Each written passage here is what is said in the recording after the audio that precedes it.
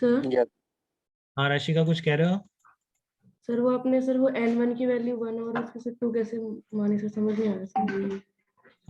आपने रिवाइज किया था कल का एक्सरेस? नहीं किया बिल्कुल वो नहीं किया? KLMN से मानेगी सर।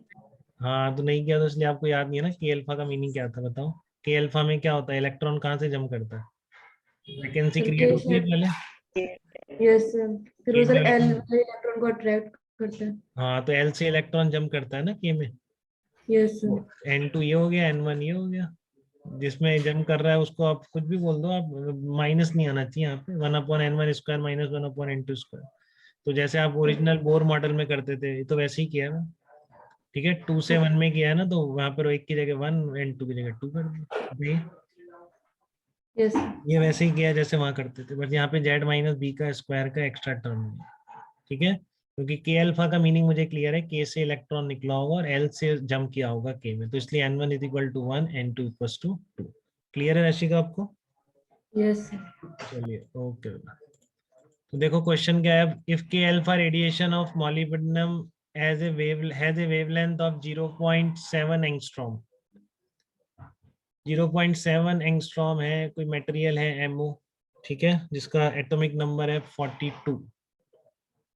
के अल्फा रेडिएशन की वेवलेंथ आपको दे रखी है, calculate the wavelength of corresponding radiation of copper.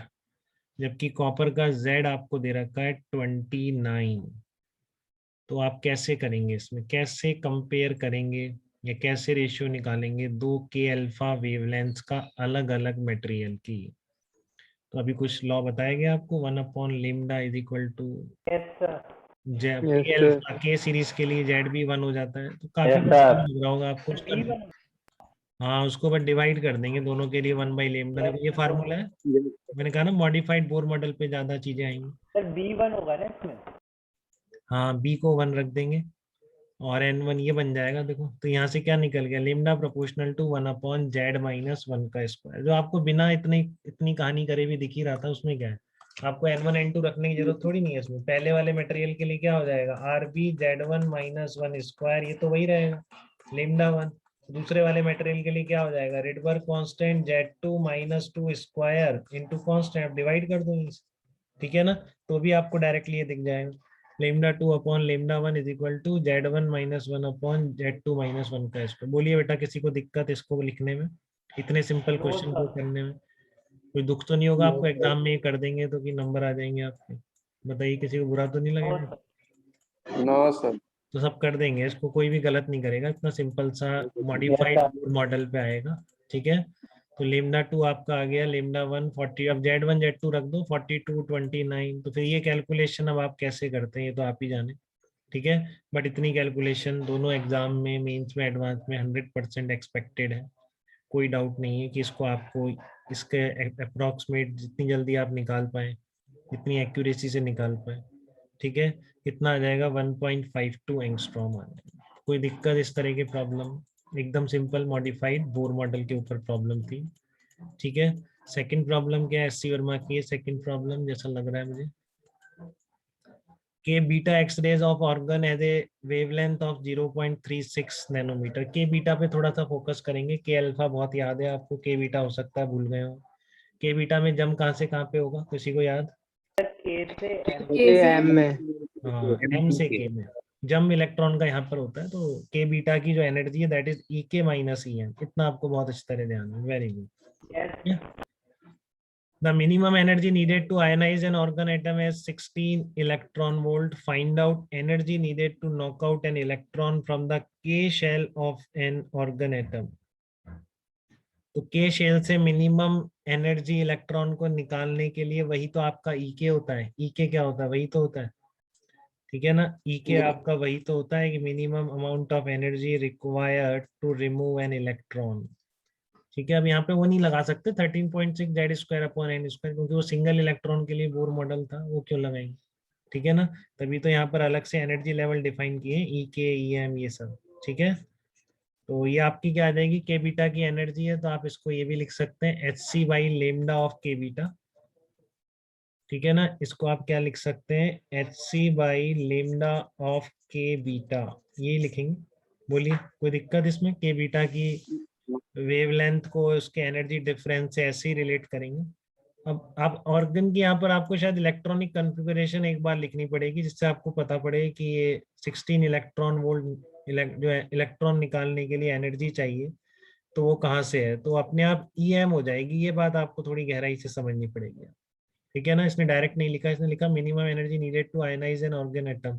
तो देखो आयनाइज की यही होती है ऑर्गन की इलेक्ट्रॉनिक कॉन्फ़िगरेशन 3s2 3p6, ठीक है। तो ये K Yes. शेल हो गई, ये L शेल हो गई, M शेल हो गई। मतलब M शेल में से इलेक्ट्रॉन निकालने के लिए मिनिमम एनर्जी इतनी है, तो यहाँ से अपने आप आपको EM मिल जाएगा बेटा।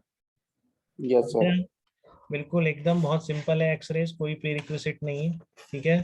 जिसने पहले लेक्चर अटेंड किया उसको बिल्कुल सिंपल लगेगी, बस 2 ही लेक्चर की कहानी है, कोई पहले की कोई रिक्वायरमेंट नहीं, सब कुछ नया है एकदम, ठीक है। तो आपने KLM ऑर्गन का इलेक्ट्रॉनिक कॉन्फ़िगरेशन लिखा, KL और M, तो जो M है, ठीक है, M की एनर्जी क्या है आपकी, कम हो गई, EK is greater than EL greater than EM, ठीक है, पता है आपको, तो इसमें क्या है, ठीक है। बस EM आपको 16 इलेक्ट्रॉन वोल्ट समझ में आ गया है कॉन्फ़िगरेशन देख के। तो कई बार ऐसा भी करना पड़ सकता है, इसलिए आपको ये क्वेश्चन यहाँ पर पुट कर दिया गया है, जिससे आपकी ये चीज दिमाग में क्लियर रहे। तो energy needed to knock out the electron from the K shell, तो बस अब कुछ नहीं बचा, अब EK माइनस EM लेमडा दे रखा है, EM आपने लिख दिया, तो क्या EK नहीं निकलेगा क्या, बिल्कुल निकलेगा, बताइए।